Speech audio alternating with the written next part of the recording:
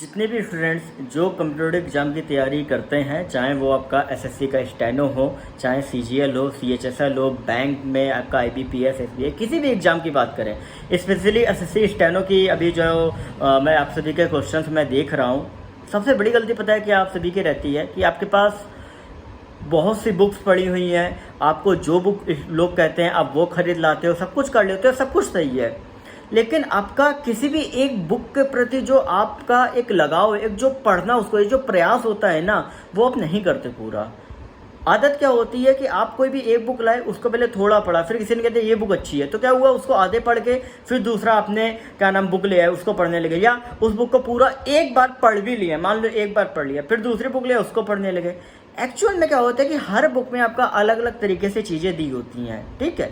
तो सबसे पहली चीज़ कि आप किसी भी एक बुक को लाओ। जैसे अभी मैंने करंट अफेयर का वीडियो बनाया है स्टेनो वालों के लिए, अब वो कह रहे हैं सर मैं स्टडी एक्यूज कर रहा हूँ, मैं स्पीडीज कर रहा हूँ, मैं यहाँ कर रहा हूँ, मैं, अरे आपकी बात बिल्कुल सही है। मैंने आपसे क्या कहा कि आपको इतने बीच करंट अफेयर तैयार करने हैं, उसके बाद आप कोई भी आप चुन रहे हो, किसी को स्टडी IQ अच्छा लगता है, किसी को कुछ अच्छा लगता है, ये आपके ऊपर है कि आपको कौन सी चीज़ ज़्यादा अच्छे से समझ में आती है। क्योंकि सबका लगभग कोई भी बुक हो वो सबका लगभग आपका बराबर रहता है, लेकिन चीज़ें आपको किसकी ज़्यादा, किसी कोई क्या होता है कि आपको बिल्कुल एक थ्योरी में, एक आपको स्टोरी में आपको चीज़ें समझा देता है, कोई आपको वन लाइनर क्वेश्चन में आप सभी को समझाता है, ठीक है। तो ये आप सभी का पढ़ने का तरीका होता है। जैसे मैं पढ़ा करता था तो मुझे हमेशा अरिहंत की बुक से, जी जब मैं तैयारी करता तो अरिहंत की बुक से मुझे समझ में आता है, क्योंकि उसमें स्टोरी टाइप में दिया होता है। लूसेंट में क्या होता है, वन लाइनर क्वेश्चन से दिए होते थे, तो वो मेरे को कभी आज तक समझ में नहीं आया, लेकिन अरिहंत मेरे को समझ में आया।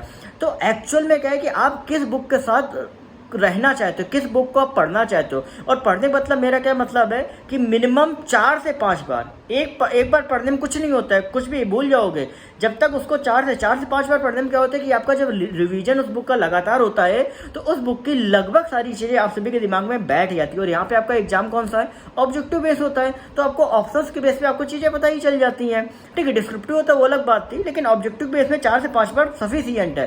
तब जब 4 से 5 बार आप पढ़ लो किसी भी बुक को, तब आप दूसरी बुक में जाओ, तब आप दूसरी बुक को चूज करो। ऐसे नहीं कि बीच रास्ते में किसी ने आपको बता दिया कि अरे यार ये रास्ता गलत है, तो तुम उस रास्ते चले जाओ, फिर उस रास्ते जाके देखा कि अरे यार वो रास्ता ज़्यादा सही था।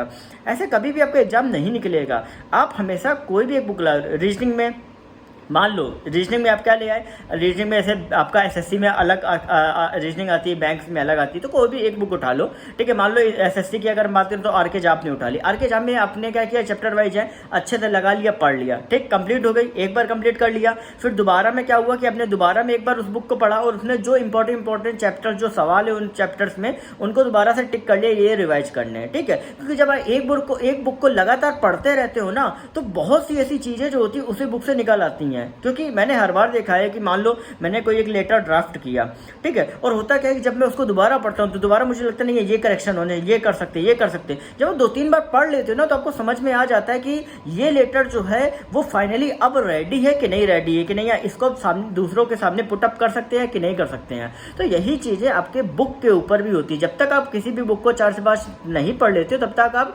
श्योर नहीं हो सकते हो कि भैया ये कंटेंट अच्छा है, ये अच्छा है। और होता क्या है कि कोई भी स्टूडेंट, बुक का सब कंटेंट लगभग आप सभी का समान होता है, चाहे वो आपका किसी भी चैनल का, सब कुछ समान होता है, ठीक है, क्योंकि सब एक ही बेस पे पढ़ाते हैं। लेकिन समझ में क्या, कौन सी लैंग्वेज आपको आती है, वो आप सभी के लिए इंपॉर्टेंट है। अब दूसरी चीज़ ये है कि कई स्टूडेंट ऐसे होते हैं जो पास कर, जैसे मान लो कि मैं ही हूँ, मेरा एग्जाम निकल गया, सब कुछ क्लियर, और मैं कहती हूँ ये चीज़ पढ़नी है, तो आप क्या करोगे, वही चीज ले आओगे। नहीं करना है ऐसा, मैंने ये बताया है ना। तो पहले क्या करो कि जो आप पढ़ रहे हो, क्योंकि मैं जो बता रहा हूँ वो भी कुछ स्पेशल नहीं है, वो भी वही चीज़ है जो आप पढ़ रहे हो, लेकिन कुछ ही दूसरे रूप में हो सकती है। तो जो आप पहले पढ़ रहे हो उसको कंटिन्यू करो, उसको तोड़ो मत। जब वो पूरी पढ़ ली जाए, 2-3 बार उसको वो कर लो, तब दूसरा करो। ऐसा नहीं कि एकदम बीच में कर दो। ये चीज़ें मैंने हर स्टूडेंट के साथ देखी हैं, और हर स्टूडेंट्स के घर में आप देखना ना, अपने एक बार अलमारी आप देख लो, कितना अंबार लगा होगा बुक्स का, कितना अंबार लगा होगा। आप सोचो, जितना मतलब इतना पैसा आप सभी बुक्स पे वेस्ट करते हो। बुक्स को लाना अच्छा है, पढ़ना अच्छा है, लेकिन पैसा इस तरीके से वेस्ट करके कि उनको पूरा पढ़ना भी नहीं।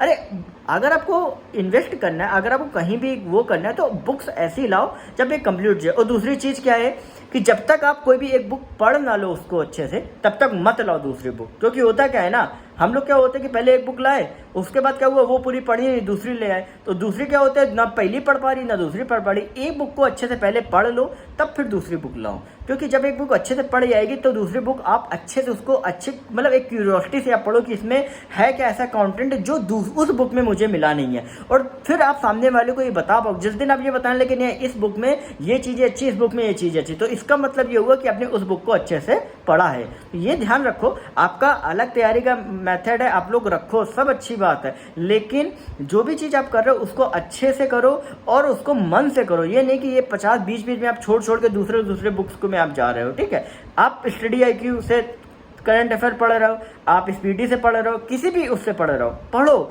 लेकिन उस चीज़ पे आप रिलाई करो, उस चीज़ को अच्छे से ग्रैब करो, उसको 3-4 बार देखो, पढ़ो। ये नहीं कि नहीं 50 बार इधर डिस्ट्रैक्ट हो जाओ। मेरा ओवरऑल समझाने का मतलब यही था, आप समझ गए होंगे क्योंकि मैंने इतना लंबा एक्सप्लेन करके समझाया है, क्योंकि वो इस वजह से कि आपको अच्छे से समझ में आ जाए। मैंने अरिहंत और लुसेंट का भी एग्जाम्पल दिया है, तो अच्छे से आप उस चीज़ को समझो, ग्रैब करो और बाकी अपना एग्जाम निकालो, बस। बाकी कुछ भी ऐसा रहेगा वो भी मैं बताता रहूँगा। बहुत छोटी छोटी चीज़ें होती है ना, उनको भी क्या होता है कि मुझे लगता है कि नहीं यार ये चीज़ तो बतानी चाहिए। यार देखता हूँ यार, मैं देख के इतना मुझे खराब लगता है कि इतनी सारी बुक्स पढ़ी रहती है यार। मतलब मैं देखता हूँ लिटरली इतनी बुक्स पढ़ी है और असल में पूछ दिया जाए ये बुक पढ़ी है तो कहो पूरी ना पढ़ी, या बुक पढ़ी भी होगी तो रिवीजन नहीं किया होगा। अबे तो बुक काहे मारे लाए हो? बात समझ में यार जो मैं कहना चाहता हूँ।